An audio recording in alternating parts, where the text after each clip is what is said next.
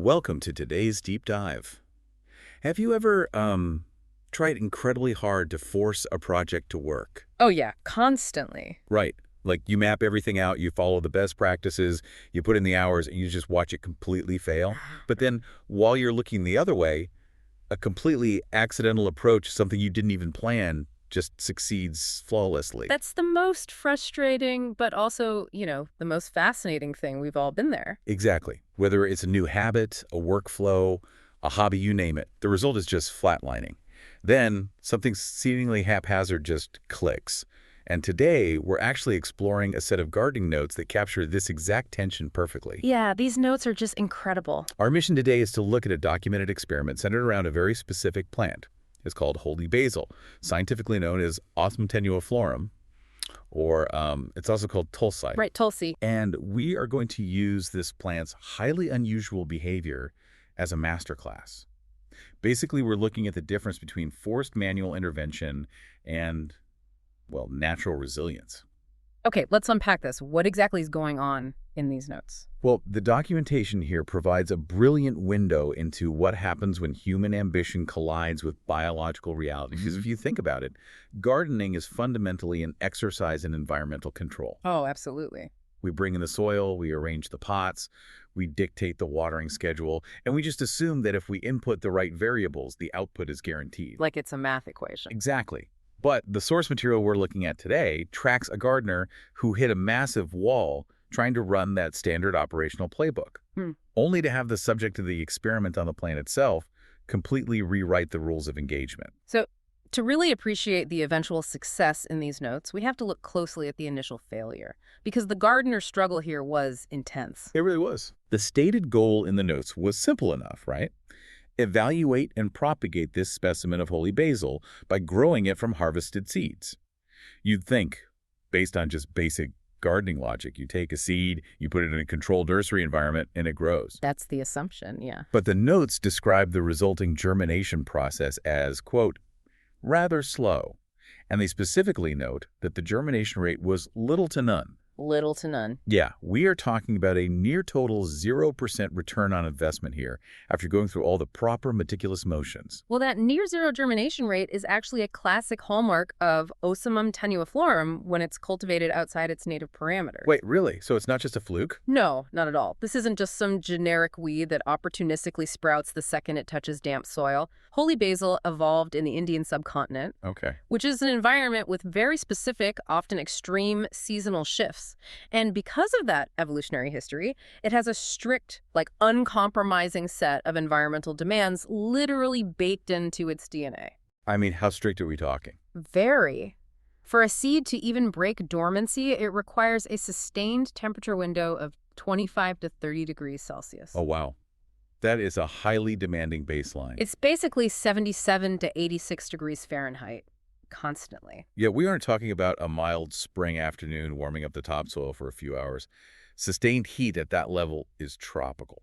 It requires a deep, penetrating warmth that doesn't just, dissipate when the sun goes behind a cloud. Precisely. And that temperature requirement must be paired with another non-negotiable metric, which is light. Okay, light. But we must be careful with our terms here because it doesn't just want ambient brightness. The seed requires a specific quantity and quality of light to trigger the biological mechanism that signals it's safe to break dormancy. So it's not just put it near a window. No, because a seed is a finite energy reserve. Right. It only has enough stored starch to push its first set of leaves above the soil line. If it gambles that energy and sprouts under a dense canopy where it can't photosynthesize, It dies. exactly, it dies. So it evolved to be exceptionally cautious. It's like hosting a celebrity diva. A diva. Yeah, like a diva who absolutely refuses to perform unless the green room is exactly 25 degrees and they need a very specific type of ambient lighting. That's actually a great way to think about it. But wait, let me push back on this for a second, because the notes mention a specific detail about the gardener's setup that really caught my eye. Okay, what's that? The manual germination attempt was placed in a microclimate that only received indirect light. Right. When I read that, it felt like the crucial missing input. Like, is the plant actually finicky? Or are we just guilty of misreading its basic needs by treating light as a generic requirement rather than a specific one? What's fascinating here is that you're spot on. Human error often masquerades as a difficult subject. That deduction is biologically completely accurate. So indirect light was the problem. Yes. Seeds monitor light using highly sensitive photoreceptor proteins called phytochromes. Phytochromes, okay. Yeah, and these proteins are essentially microscopic toggles. They flip back and forth depending on the specific wavelengths of light hitting them. They're measuring the ratio of red light to far red light. Oh, wow. I had no idea seeds were doing math like that. It's incredible, right? Direct sunlight contains the specific ratio that flips the toggle to the active state, signaling that the seed is out in the open and safe to grow. So the plant operates less like a biological organism trying to grow and more like a strict conditional logic algorithm. Yes, exactly. It has an if-then statement programmed into its core. Yeah. Like, if the temperature is not consistently between 25 and 30 degrees Celsius Right. and the specific light quality is not met, then remain dormant. It just won't negotiate. The algorithm has a zero-tolerance policy for missing inputs. It will stay asleep for years, simply waiting out the unfavorable conditions. It's almost like the seed is wearing noise-canceling headphones tuned to block out everything except one specific frequency. That's a great image. You could be shouting at it with bright indirect light bouncing off a patio wall. But because that bounced light has lost its specific red wavelengths, the seed literally can't hear the signal. The internal computer registers shade or buried too deep, calculates a high probability of starvation, and just refuses to wake up. And that indirect light microclimate essentially mimicked the shade of a competing plant canopy. The gardener provided what they thought was a safe, protected nursery environment. But to the seed, that same environment looked like a death sentence. Wow. The failure wasn't due to the seed being defective, and it wasn't because the gardener lacked effort. The failure came from a fundamental mismatch between the potential energy of the seed and the realities of that specific microclimate. Which makes the plot twist in the source notes so compelling. Here's where it gets really interesting. Oh, the plot twist is the best part. Right. If the seed calculates a 100% chance of failure in the shade, what finally tips the scales? Yeah. Well, the gardener actually found out by accident. A complete accident. According to the notes, they were eventually clearing out their existing plant collection. You can imagine they were probably feeling pretty defeated by these empty pots of holy basil that just refused to do anything. Oh, any gardener knows that feeling. Yeah. But as they're moving things around, they check some of the other pots in the area. Pots designated for completely different plants. And sitting right there, completely uninvited, are multiple spontaneously self-seeded holy basil plants. Nature finding a backdoor exploit in the garden's architecture. Exactly. And what's incredible about this observation isn't just that a few stray seeds managed to pop up. The notes explicitly state that these rogue plants were incredibly robust. Some had already started blooming. Blooming, while the manual ones did nothing. They were fully mature. They entirely bypassed the frustrating manual struggle, completely ignored the carefully prepared nursery with its indirect light, hitched a ride to a random container, and thrived at an accelerated rate. So what's the big takeaway here? Because the visual of a blooming plant sitting mockingly in the wrong pot while the carefully curated nursery remains barren, it's the ultimate lesson in environmental matching. It really is. The notes indicate that these self-seeded plants had landed in a completely different microclimate within the same general area.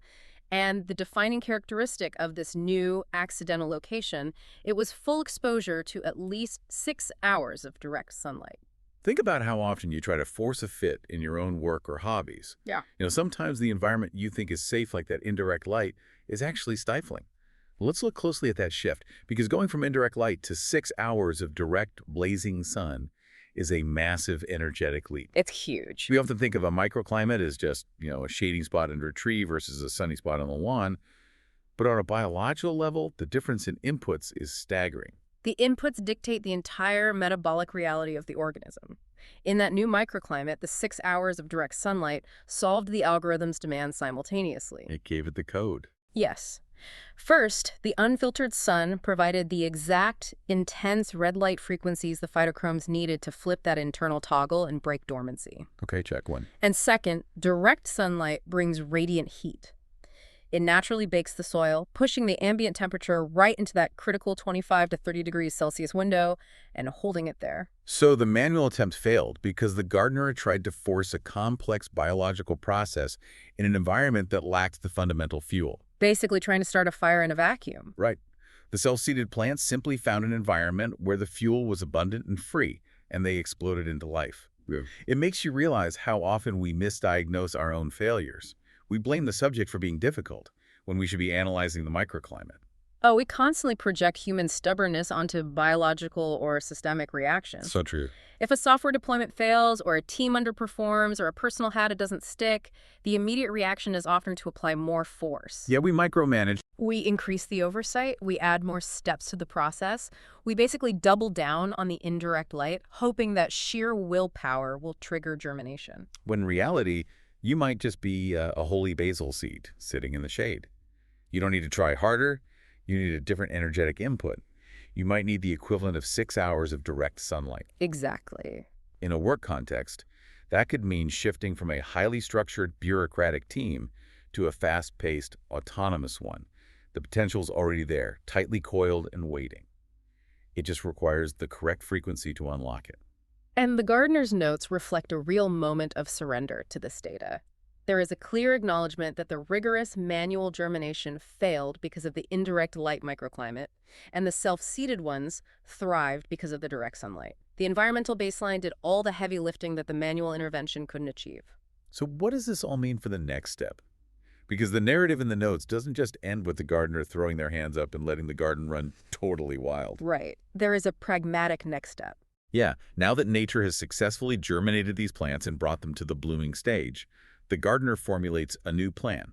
They're going to transplant these successful rogue plants, acclimate them to yet another microclimate, and eventually cultivate them for a controlled seed harvest. Well, the human urge to consolidate and manage success is inevitable, but the strategy has fundamentally shifted. It has, though there's a certain irony to it, don't you think? How so? Well, these plants manage to perfectly situate themselves, bypass all human intervention, and thrive entirely on their own.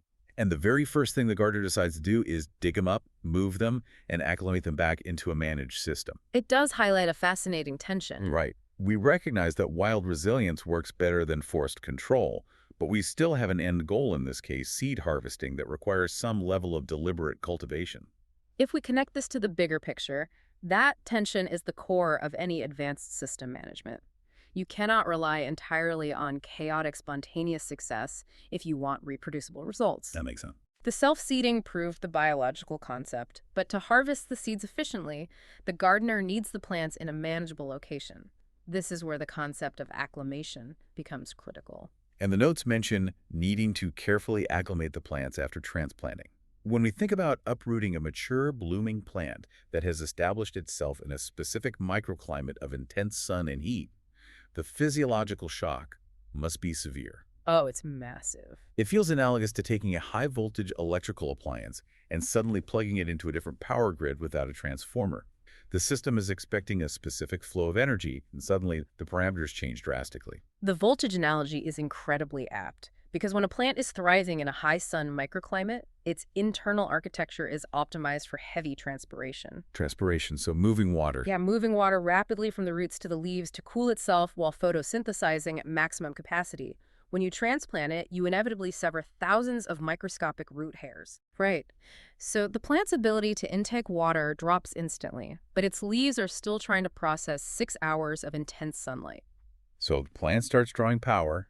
It no longer has the infrastructure to support. It panics. It enters a state of acute transplant shock. The stomata, those are the pores on the leaves, they slam shut to conserve water. Okay. Photosynthesis grinds to a halt. And if the gardener doesn't step in to mitigate that shock, the plant will rapidly wilt and die. Acclimation is the process of acting as that electrical transformer. The gardener has to temporarily, artificially step down the environmental demands. So they might have to temporarily move the plant back into partial shade. Or carefully manage the soil moisture and gradually expose it back to the intense conditions over a period of days or weeks so it can rebuild its root system. Exactly. And the biological negotiation here is completely different from the initial manual attempt. How so? In the beginning, the gardener was trying to dictate terms to a dormant system, commanding it to grow in a sterile environment. Now, the gardener is collaborating with an active, thriving system. They are guiding the plant's recovery, listening to its physical feedback, and adjusting the inputs to ensure its survival in the new location. The shift from forcing to guiding is a profound structural change in how you approach any complex problem. The gardeners started with a rigid hypothesis. I will put the seed here in indirect light and it will grow. And the environment unequivocally rejected that hypothesis. Right. But instead of stubbornly planting more seeds in the same shade and expecting a different result, the gardener observed the anomaly. They looked at the blooming rogue plants and asked, why did this work when my plan failed? Observation spontaneous success is probably the most underutilized tool in problem solving. We spend vast amounts of time analyzing our failures, trying to patch the holes in our flawed plans, but studying the areas where a system naturally thrives without intervention that often yields the actual blueprint for success. The gardener allowed the plant to demonstrate its own baseline requirements, Which reframes the entire concept of a system being finicky or difficult.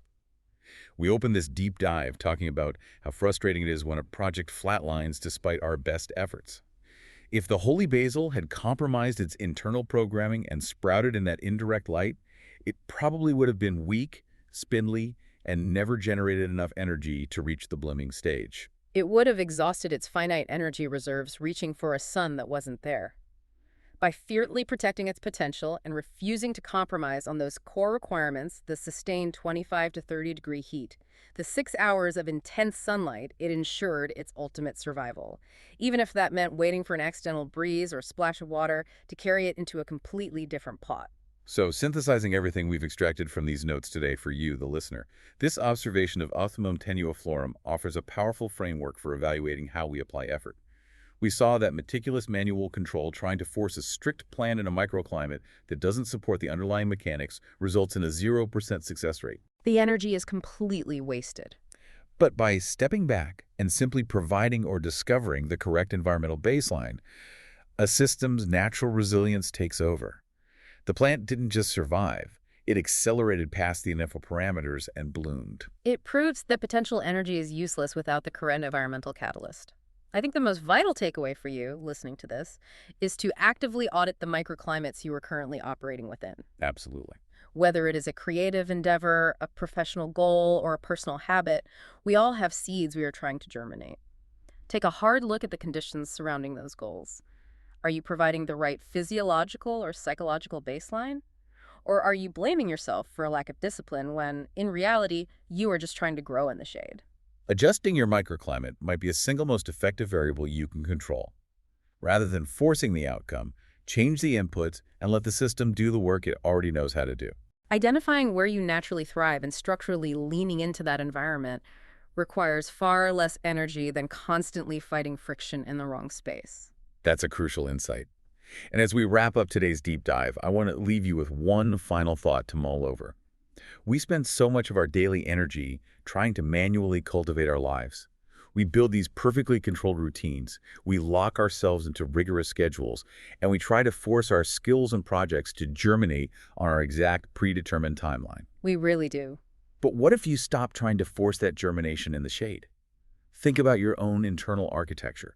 What parts of your life, your creativity, or your career are quietly desperate to be left alone in 6 hours of direct sunlight so they can finally bypass the manual struggle, self-seed, and bloom on their own?